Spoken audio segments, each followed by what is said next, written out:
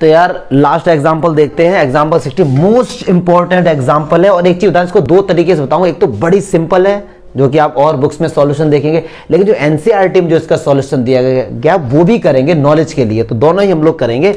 तो पहले सिंपल वाला एंड में बताऊंगा, क्योंकि पहले सिंपल बता दूंगा तो आप हो सकता है कि हार्ड वाला ना देखें, क्योंकि एनसीईआरटी में उसी तरीके से, तो एग्जाम में उसी तरीके से करके आएंगे जैसे एनसीईआरटी में दिया गया है। और कॉम्पिटेटिव एग्जाम में बैठते हैं तो सिंपल वाला कर देना। कह रहे find the coordinates of the foot of the perpendicular drawn from the origin. Origin को एम्फेसाइज कर रहा हूं भाई, ओरिजिन को देखो यार। तो टू द प्लेन, हम लोग बिना डायग्राम के अभी तक कोई क्वेश्चन नहीं किया, तो ये भी डायग्राम के साथ करेंगे समझकर।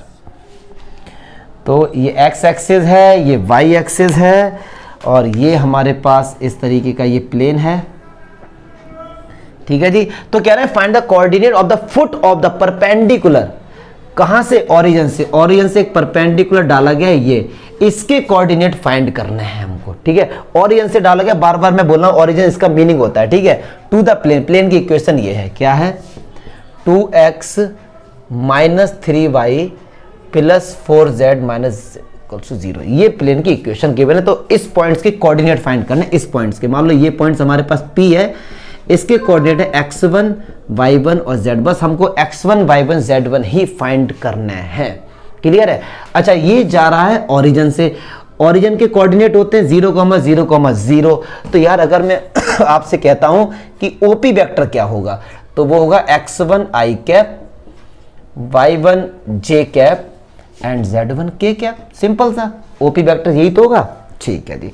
अब जो प्लेन की जो इक्वेशन दी गई, क्या दी गई है? वो 2x - 3y + 4z = 6, -6 उधर जाएगा तो प्लस का हो जाएगा। अच्छा, 2 का स्क्वायर 4, 3 का स्क्वायर 9, 4 का इनका सम करके 1 नहीं आ रहा है, मतलब ये कौन सी वाली इक्वेशन है? ये ax + by + cz = d।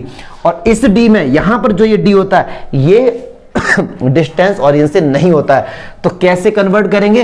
ये हम डिवाइड कर देंगे इसके मैग्नीट्यूड से, यही तो करते आए हैं अभी तक। तो डिवाइड कर दो भाई, 2 का स्क्वायर 4, 3 का स्क्वायर 9, 6 का 4 का स्क्वायर 16, कितना हो गया? रूट में 20, इधर भी करेंगे रूट में 29 से डिवाइड करेंगे, तो ये हो गया रूट में 29 x माइनस का 3 अपॉन रूट में 29 y, और प्लस यहाँ माइनस, प्लस करके यहाँ माइनस कर देंगे, और 4 रूट में 29 = 6 अपॉन रूट में 29।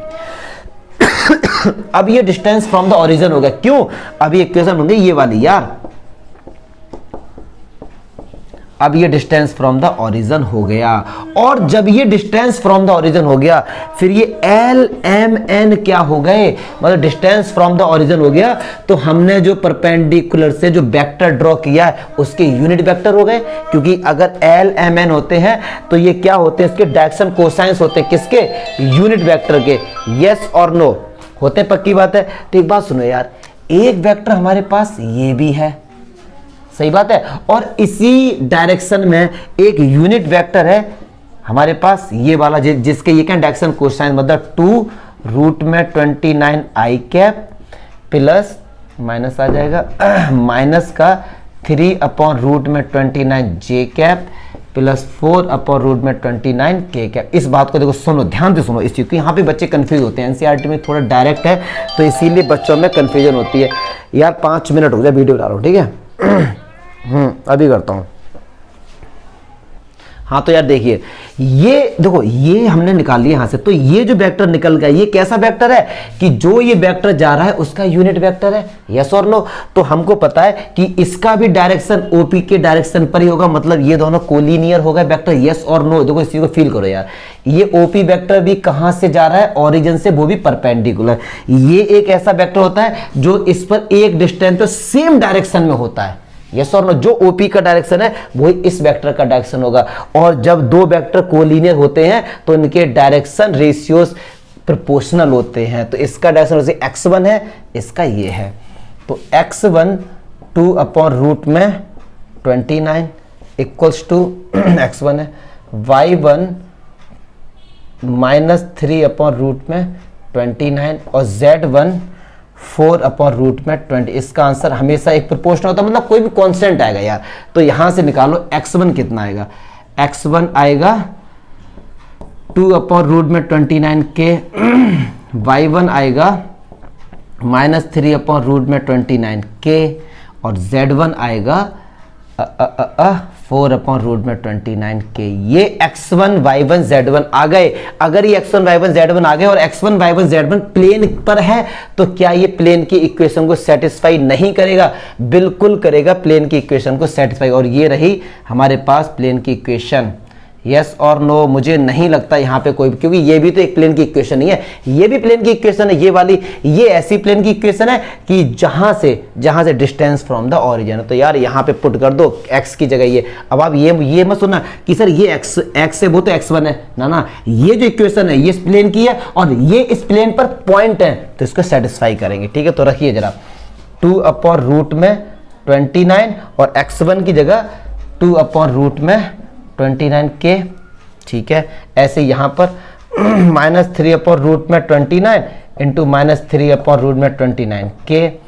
ठीक है, प्लस 4 अपॉन रूट में 29 इंटू 4 अपॉन रूट में 29 के इक्वल्स टू 6 अपॉन रूट में 29। क्लियर है जी?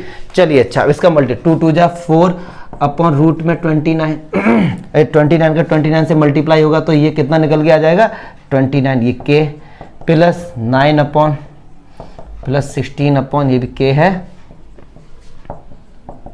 तो 6 अपॉन रूट में 29। मुझे नहीं लगता कि यहाँ तक कोई भी डाउट होगा। अब इन सबको ऐड करो तो ये 29 अपॉन 29 के इक्वल्स टू 6 अपॉन रूट में 29। इससे ये कैंसिल हो गया, के हमारा कितना निकल के आ गया रूट में 29। पहले यहाँ तक देखिए जल्दी से, फिर बताता हूँ अच्छे से। यार एक चीज देख लो, क्वेश्चन खैर सॉल्यूशन सब ठीक है, क्वेश्चन को अभी बताया बच्चों ने। यार यहाँ पे एक तो ये प्लस है और ये 12 है, कोई दिक्कत नहीं, आंसर बस केवल वैल्यूज चेंज होगी। यहाँ पे हर जगह क्या आ जाएगा, प्लस आ जाएगा। ठीक है, यहाँ पे 12 आ जाएगा, तो कोई दिक्कत नहीं है, केवल ठीक है जी। तो यहाँ प्लस और यहाँ प्लस आ जाएगा और 6 की जगह कितना आ जाएगा 12। चलिए अच्छा, ये हमारे पास k निकल के आ गया, k की जगह भी 12 आ जाएगा क्योंकि 6 की जगह क्वेश्चन में 12 है, क्वेश्चन में 12 है अदरवाइज 6 है, तो उस तरीके से हमने एकदम सही किया था।